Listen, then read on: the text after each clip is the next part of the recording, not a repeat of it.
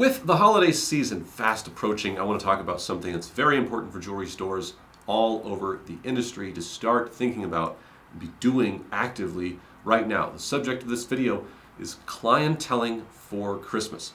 And I want to talk to you about how to set up a real and proper clienteling program that you are enacting and working with your sales teams so that as the holiday seasons are fast approaching, you are more than ready with great relationships being established and built with key customers for that selling season. Now, at the top of this video, I want to tell you what clienteling is not to me. It's a word that has grown in its use and popularity, and it has a lot of different meanings to a lot of different people. And so I wanted to tell you what I want to define it as today. Let me tell you what I think it is not. Clienteling is not texting and following up with customers. Hey, did you like that piece? How's it going? Question mark. That is not clienteling. That's just a good follow through, and it should be something that you're doing already with every sale, every repair that is leaving your store. Clienteling is not thank you notes. A thank you note is a thank you note, and thank you notes are great. Again, very important if you're selling something to somebody that you follow through with how did it go and thank you for letting me help you out, but that is not the same as clienteling. Clienteling is not telling them that their repair or their layaway is ready for pickup. That's just good customer service. Please keep doing that. That is not the same as clienteling. And lastly, clienteling is not a CRM software. There's a lot of great customer relations management platforms out there. You can check out things from Podium, ClientBook, Square, Edge, all kinds of different programs use CRMs in them, or they are an inclusive CRM. They can be very robust, very helpful, but in and of themselves, just because you subscribe to one of the companies I listed or another one like it, that does not mean that you are clienteling. That is what clienteling is not to me. So what is clienteling, and what am I going at with this video? Clienteling is to me a couple of things. First, it is relationship building without the immediate intention to sell. Let me say that again. It is relationship building without the immediate intention to sell. Yes, you are a salesperson. You're in a sales store. And ultimately, the relationships that you are forming within your company and for your company should be leading to sales. But relationship building does not mean that I'm only going to call you if I have something to sell. Relationship building can be, I want to call you just to see how you're doing. I want to follow up with you on that thing that we talked about your family last week. It's building a relationship with somebody. Real quickly, this is a beautiful little number and a statistic for your mind, just in life in general, that it takes generally about 40 hours to develop a new friend. Think about that. It takes 40 hours to develop a new friend. So if you're thinking about your top clients, I'm thinking that probably you accumulated over 40 hours of FaceTime with this person. Granted, if it's only been in your store and only talking about jewelry and jewelry sales, then the relationship is only about jewelry and jewelry sales. But if you have spent over the years collectively 40 plus hours talking to this person about jewelry sales and their life and their family and how's the job going? I heard your kids relocated. What's going on? I heard your dad passed away. I want to know how you're doing. Going to the funeral. All the things that you would do in life. Those things add up. And now the relationship is much more than just buying jewelry. And so great clienteling is about building relationships without the intention to sell immediately. I want to be able to call you and you not clinch up like, oh man, he's calling me for a sale. The second thing that I think that clienteling is problem solving for a customer intuitively. There's another name for this. It's the created sale.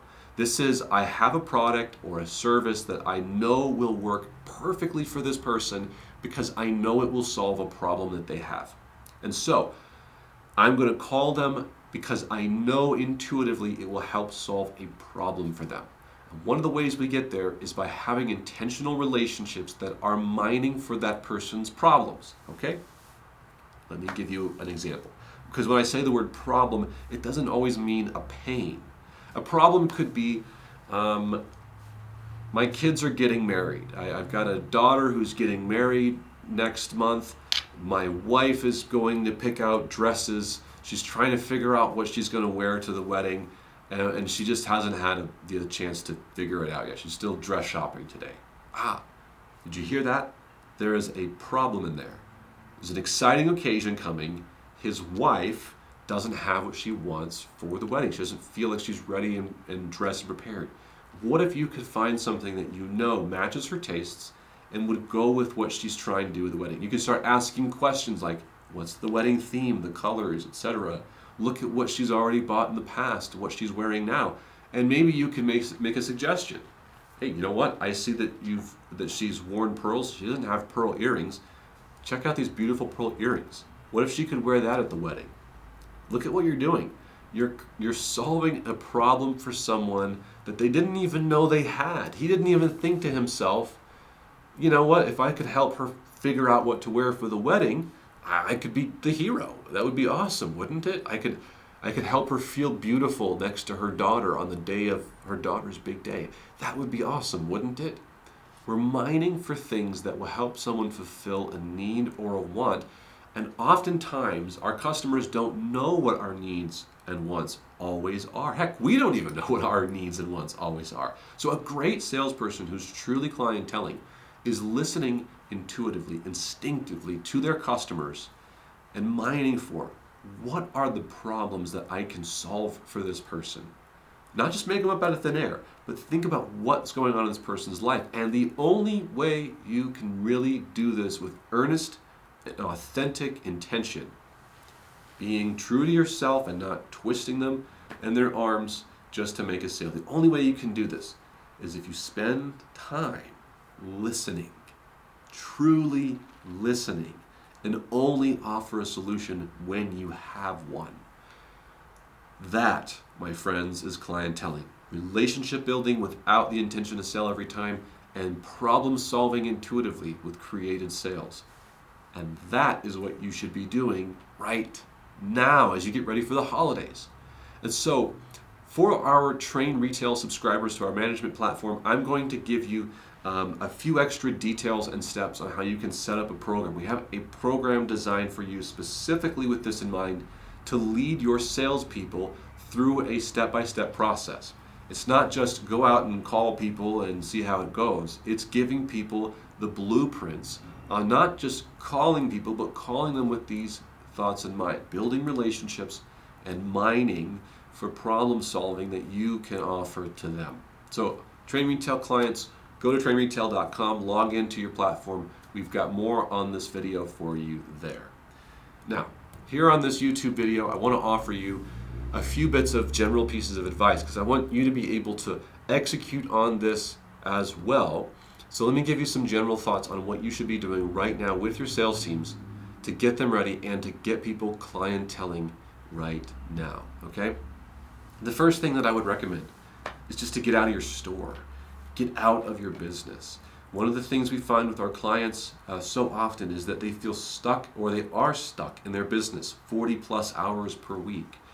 The greatest sales I've ever made and the greatest sales my team has ever made often comes because we have spent time outside of the store developing these relationships. It could be sitting on a board of directors with people that really are your clientele or affecting your community. It could be taking someone to lunch, having coffee with somebody. Recently, I'm thinking of a situation where I was at a birthday party, hanging out with really great people that I really enjoy and I've served as my customers, and it was a simple referral. Having a conversation with somebody who wanted a product that we had, and his buddy wanted the product, so he hands me his number, and now we're creating sales over the phone, and I never set foot in my store to make those sales, and they were significant sales from a birthday party. One of the things that you've got to be thinking about now is to get outside of your business, get outside of your store, and go mingle where people are hanging out. And that's hard to do because as hard as it is for you to leave your business, it's probably just as hard for people to leave their jobs and their businesses. So think about where they are already hanging out. Where are they gathering? Boards, of nonprofits? Or is there a club in town? Is there a bar that people frequent that you know your clientele are hanging out at and you want to go to? Is there a dance club that you want to go line dancing with people? I'm listing all kinds of proven ways that my team and other teams that are on our program have found niche groups of customers that they can just spend time hanging out with and develop a relationship away from sales. And by doing this, you're going to deepen that relationship. You're adding to that 40 hours it takes to make a friend. And you're doing it not in the context of sales. So that's number one. Get outside your store, get to where the people are, and encourage your sales team to do the same. Okay? Number two is to connect with people without the intent to sell.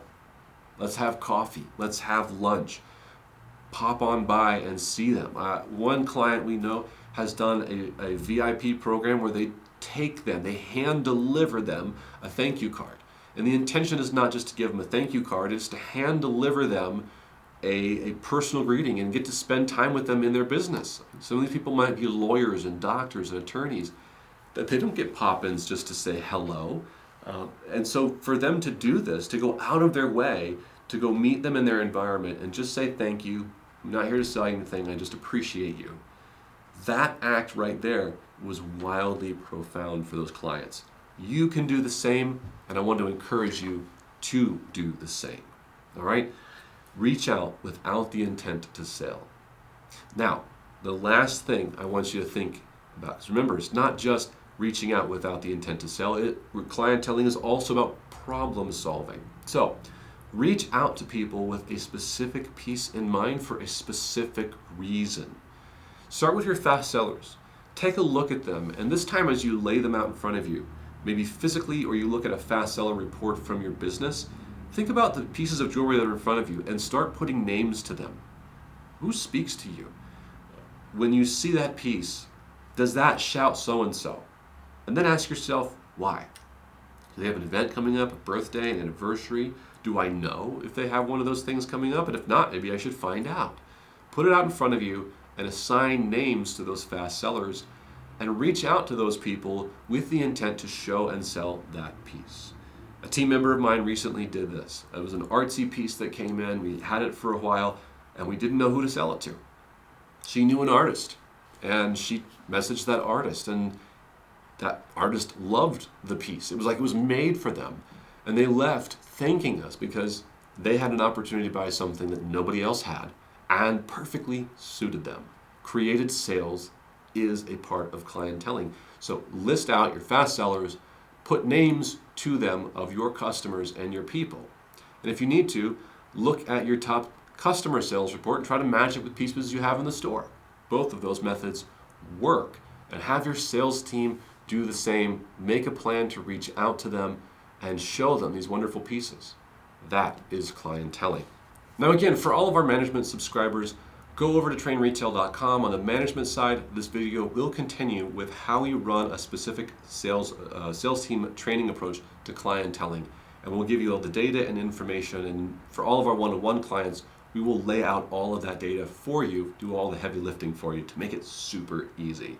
Everyone else here on the YouTube channel, you still have your homework to go do. Hit like, hit subscribe, and get out there and get clienteling. And if you want a program that will help automate a lot of these processes to your specific tastes in your store and fitting your culture, we'd love to help you. Train Retail, we help you grow your people and your profits for a greater purpose. Clienteling is no different. We'll help you fit it to your store and provide you all the heavy lifting and all the data analysis to make it easy peasy lemon squeezy. Get out there, everybody. Go clientele, and I will see you next time.